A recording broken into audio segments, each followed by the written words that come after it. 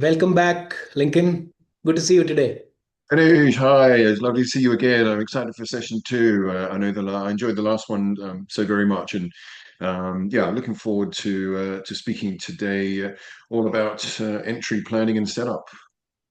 Absolutely. I think last time we were kind of setting the stage to the European entry for startups, but I think today's session is more about how do you do the market entry, how do you plan, and the setup around that. So very excited to be talking, uh, as we could call it, the phase two of the GTM planning.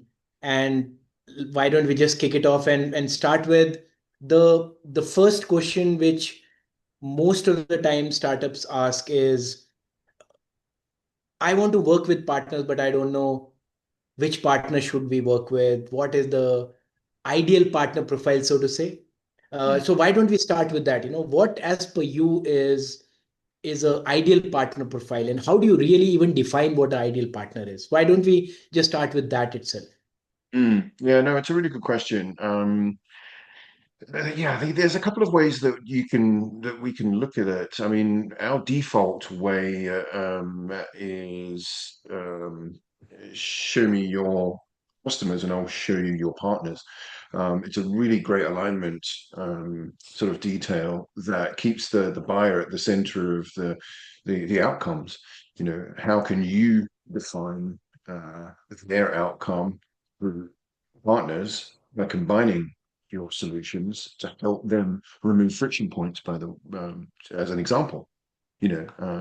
IPP North Star is very much sort of partner recruitment, and that's what partnering is about. It's about recruiting the right partners. It's not just about the revenue potential. It's actually about the alignment on values and goals and outcomes and expectations. So for us, I mean, we break it down into sort of four primary areas, I guess you could say. So market access is a huge one, and that's why you're going to market together.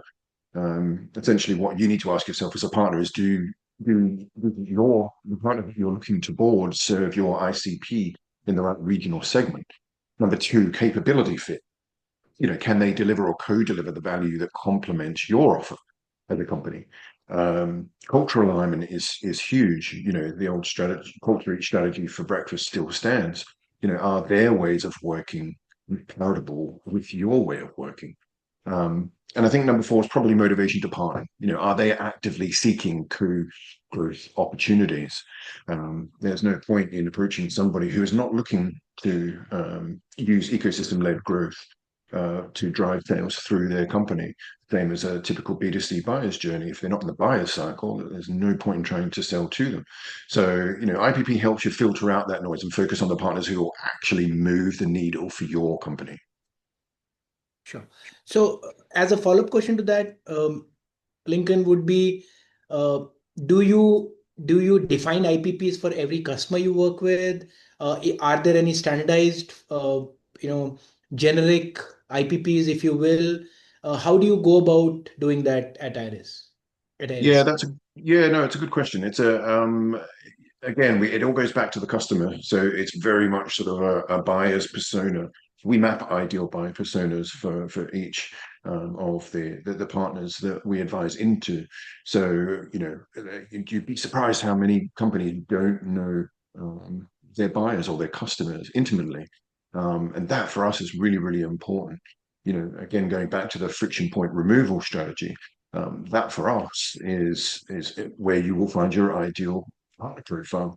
You know, your two solutions combined creates that joint value proposition for both sets of end clients that removes a friction point, whether it be at the buyer's journey or the buyer's journey to your solution or solutions.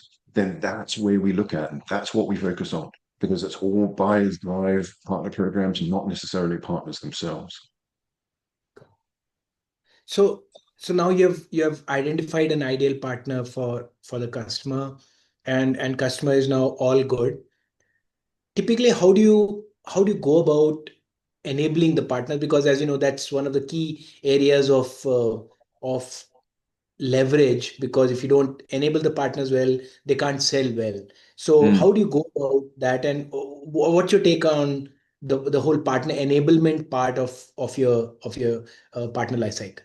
Yeah, absolutely. We've got a saying: enablement is where trust becomes traction. Okay, think of it like this: you wouldn't give a Ferrari to someone who couldn't drive. Really bad idea. So don't give an opportunity to a partner who isn't equipped to act on it. Where we operationalize the partner movement and the partner initiative.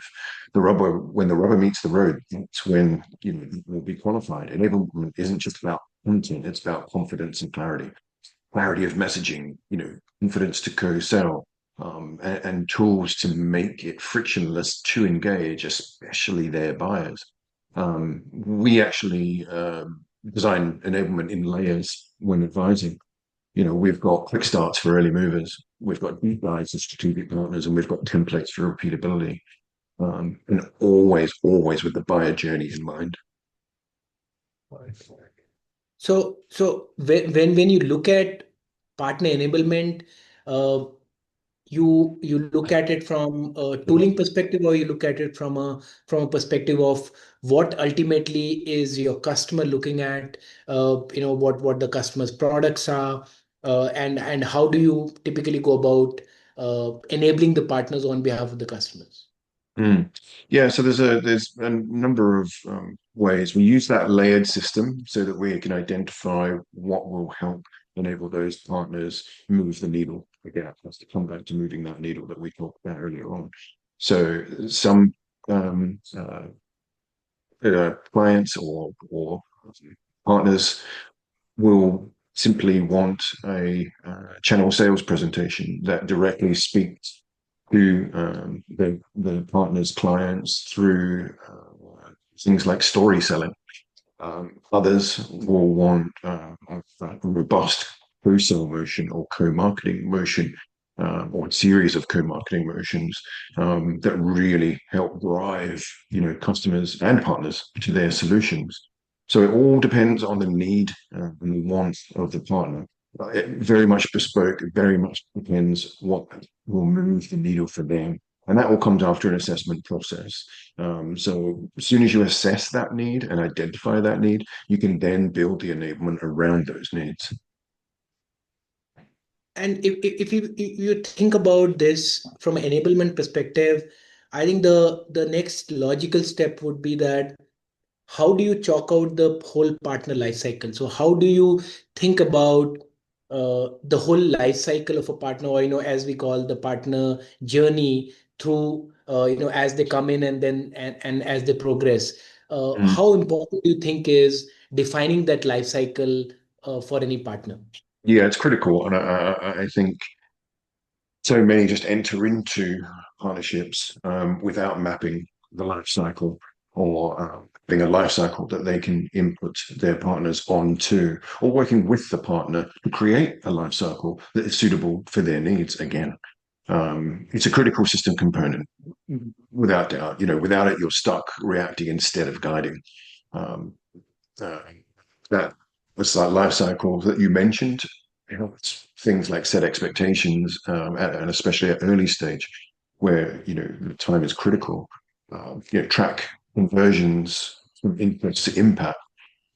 It helps you apply the right support at the right time, like we've mentioned. And for us, when we're advising, we typically break that life cycle down into five very simple stages, so it's easy to understand and easily to operationalize. Number one is attract, get them interested, of course. Number two, on board, give them the tools and the trust that they need to, again, help move the needle for the initiative moving forward.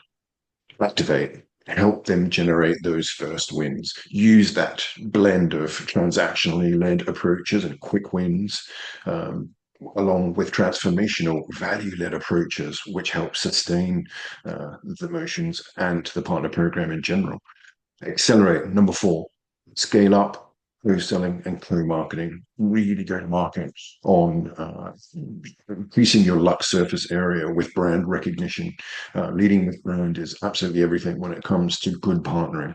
And number five, Okay, turn that success stories uh, into your initiatives, into value flywheels that begin to attract on board and so on. And we make that a real flywheel of success that drives and moves that needle. It's like we say, you can't optimize what you don't map. You have to see it to be it. So really, really important that you have that structure in place so that you can enable your partners to then move forward through that life cycle. So, which also means that, every partner, in a way, has a personalized journey, and which kind of brings me to the next point, that how do you tailor make value propositions for each of those journeys, each of those partner types? Do you segmentize them? Do you slice and dice based on verticals, geographies, locations? How do you tailor make those value propositions for, I would say, both from a customer, your customer perspective, as well as the partners they are seeking? Yeah, it's absolutely essential. One size fits all pitch is a shortcut to irrelevance. Simple as that. And I've seen it too many times before that, the value propositions can't be blanket. You need to speak to me, not we. The approach that we use, and it needs to speak to core points and core um, values within of the partners, specifically pertaining to each of their needs. So look at things like industry pain points. So the compliance of GDPR, for example, or innovation in fintech companies, or whatever it may be. Regional context is also a big one. E.g., data sovereignty. I know you guys are big on that as well in the partner tech space. And in Germany versus the UK, the speeds will be very different. To gather and garner and promote that regional context. So that needs to be kept in mind. Even just a partner role. Tech versus advisory versus delivery, very, very, very different. And we use a VAM, or a valued alignment matrix, to map these out and to map, what we offer, what the partner needs, and what the joint customer values are. And they're the kind of three core parts of the VAM. And that's how you create mutual wins, not just partner recruitment noise, which is far too spread and far and wide out there. So it really is filtering right down and making sure that those value propositions are individualized and tailored so that you create the maximum impact. Got it. And this brings me to a critical factor in this whole journey as far as the partner is concerned, which is how do you define success for the partner? So, uh, if you don't define, as you were just telling previously, that if you can't measure, it's very difficult to define where you're going, and chalking out the life cycle of the partner. Mm. So how do you really define that success for a partner? One word, ask. Um, it can be as simple as that. It might sound a little simplified, but what success, as we mentioned earlier on, for one partner is going to look different from the success for another, and that's also going to change. I think that's something that we talk about with value all the time. Usually, it's subjective and transitional, i.e., value to one is not going to mean the same thing as value to another, and that value is always going to change depending on life cycle touch points, et cetera, et cetera. So if you don't define that success together, they'll define that on their own, which is a really dangerous place to be. Or worse, they won't define it at all. So, making sure that your partners have clarity on things, what is like what a win looks like in your program. Again, that might look different to somebody else's program. How they'll be recognized, not just paid, which is really important, especially when you're leading with value. And what milestones matter to them. What does matter to them? What does success look like for them? What touch points and milestones do we need to reach to make sure that they feel like they have succeeded? success to them could mean access to net new ICPs. It could mean shorter sales cycles. With the partner support, it could mean faster proof of concepts or onboarding via, the tools that you provide them as a partner, as a joint value proposition. The best programs I've seen have turned this into a shared scorecard, something that is great because it really builds accountability, but also excitement. And that's important for sustainable buy-in. It's almost gamification of the process, and it really gets people on board and wanting to be involved. So if I were to ask you to summarize phase one, which we spoke Mm. about, which is primarily the market entry and planning, how would you kind of wrap this up in terms of the key points for phase one? Yeah, absolutely. I think to summarize, I think find who you're with, and that's very, very important. All partners are not good partners. The right partners are the good partners. Build the foundation to enable them to proactively sell your solutions to their clients. Structured the life cycle to scale with clarity. Again, if you can't see it, you can't be it. So that clarity builds trust.